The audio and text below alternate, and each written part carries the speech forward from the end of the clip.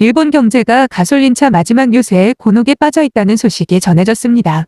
전 세계적으로 전기자동차, EV의 인기가 높아지면서 일본의 자동차 산업은 현재 이전과 같은 성장세를 이어갈 수 없게 되었습니다.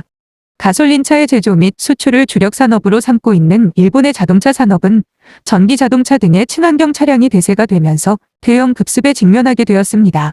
그 결과 일본 경제가 마지막으로 의지하고 있는 가솔린차 시장에서 어려움을 겪게 되었습니다.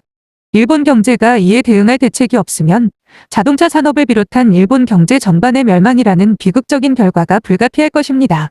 그리고 일본은 전 세계에서 디지털 경쟁력 랭킹에서 꼴찌를 달리고 있는 상황입니다. 디지털 기술 분야에서는 63개국 중 62위를 기록하고 있으며 기업 민첩성 분야에서는 63개국 중 최하위를 차지하고 있습니다. 또한 빅데이터의 활용 분야에서도 63개국 중 최하위를 기록하고 있습니다. 이러한 결과는 일본 기업 전략의 오류와 경제 정책의 문제가 아니라 일본 기업들이 디지털 혁신을 추진하지 않고 새로운 기술을 적극적으로 수용하지 않았기 때문입니다. 일본 기업들은 기존의 비즈니스 모델에 머물러 있으며 디지털 혁신에 대한 적극적인 대응이 부족합니다. 이러한 상황은 일본 경제의 제로 성장을 정책 탓으로 하고 있는 가운데 앞으로도 같은 상황이 계속될 가능성이 높습니다. 일본이 재무위기와 경제성장의 둔화의 중요한 요인 중 하나는 구로다 총리의 마이너스 금리 정책입니다. 마이너스 금리 정책은 은행들이 예금을 예치한 고객에 대해 이자를 지급하지 않고 대신 이자를 받는 것으로 전환되는 정책입니다. 이를 통해 은행들은 대출금리를 인하하고 경기 부양을 위한 자금 조달을 유도하려는 것이 목적입니다.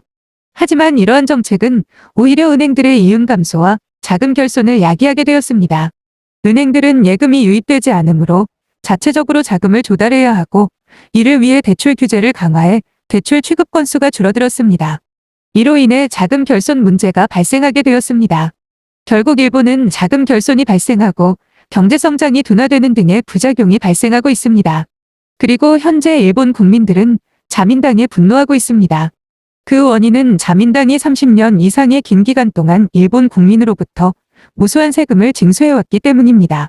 이로 인해 일본 국민들은 돈을 벌어들이는 것이 어려워졌습니다.